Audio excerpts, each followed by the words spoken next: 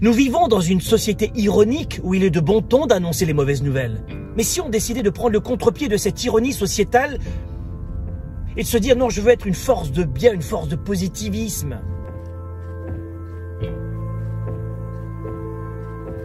Nous vivons une époque en ce moment, les amis, extrêmement difficile. Pour celles et ceux qui nous écoutent en ce moment, je vous le dis, ne lâchez pas, n'abandonnez pas.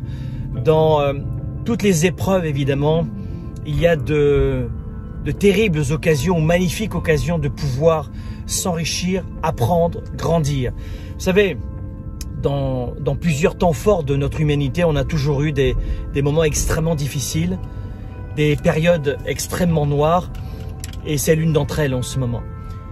C'est un vrai défi sur le plan émotif, spirituel, relationnel, financier.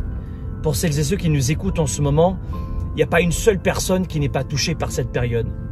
Donc ce que j'ai envie de vous dire, c'est que oui, on nous demande en ce moment d'être isolés. Je pense notamment, une belle pensée évidemment pour tous nos amis en Europe, notamment en France, une période terrible. Encore plus parce qu'il y a énormément d'événements, énormément qui se rajoutent en millefeuille. Et c'est un tunnel duquel on ne voit pas la sortie. On nous demande en ce moment d'être isolés, physiquement. Hein, je pense une nouvelle fois à nos amis en France. Mais mon point c'est celui-ci. Écoutez-moi bien, ne restez pas isolés mentalement. La pire des choses, c'est pas tellement l'isolement physique, qui est déjà très difficile, notamment, je pense à tous nos parents, nos grands-parents, où là, ça devient vital, le contact physique. Mais le contact physique est une chose, il est très important, mais ne restez pas isolés mentalement. L'isolement mental, c'est la pire des choses. Alors, je sais que c'est un petit peu facile de dire que finalement, il faut voir le verre à moitié plein dans un moment où on a le sentiment qu'il est vide ou plein de galères.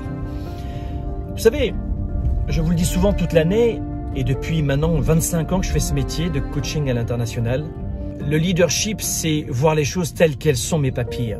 Ce n'est pas tellement l'événement lui-même qui doit décider de notre réaction et de notre niveau de bonheur.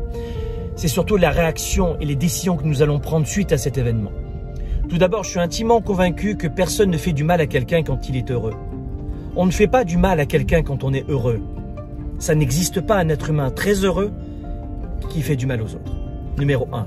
Numéro 2, ne laissons pas l'environnement décider de notre beauté intérieure, de notre capacité à aimer, à voir ce qui va bien, à voir ce que nous avons déjà acquis.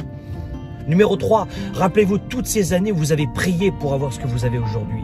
Avoir peut-être ce diplôme, cette famille, cette santé, ces proches, le pays dans lequel vous vivez. Pensez à cela aussi.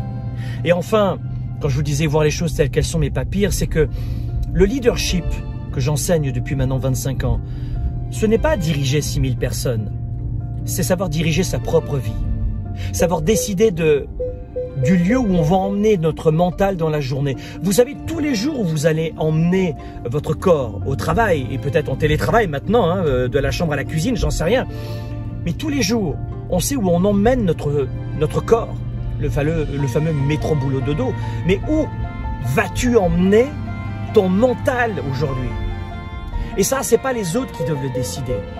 On a le droit de protester, on a le droit d'être malheureux, on a le droit d'avoir de la tristesse, on a le droit d'avoir de la peur. Mais qu'est-ce que nous en faisons? Qu'est-ce qu'on fait de cette tristesse?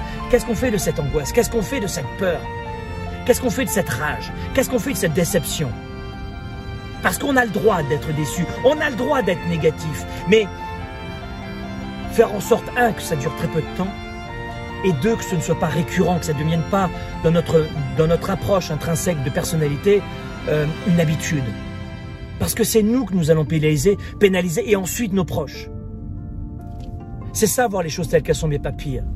Et enfin, le leadership, en dernier point, c'est voir la sortie du tunnel. Le positivisme et le leadership, c'est de se dire, je suis dans un tunnel éprouvant qui me met au défi, mais je vois la sortie du tunnel. Tu vois ce que je veux dire? Je vois exactement où est-ce que je vais aller. Qui je veux devenir lorsque tout cela, toute cette poussière sera retombée. Peut-être dans 1 an, peut-être dans 5 ans. Il y a énormément de défis, mais comment je peux mettre à profit cette période eh bien on s'y prend en reprenant le contrôle de soi et de son mental à l'intérieur. Et c'est ça le principal.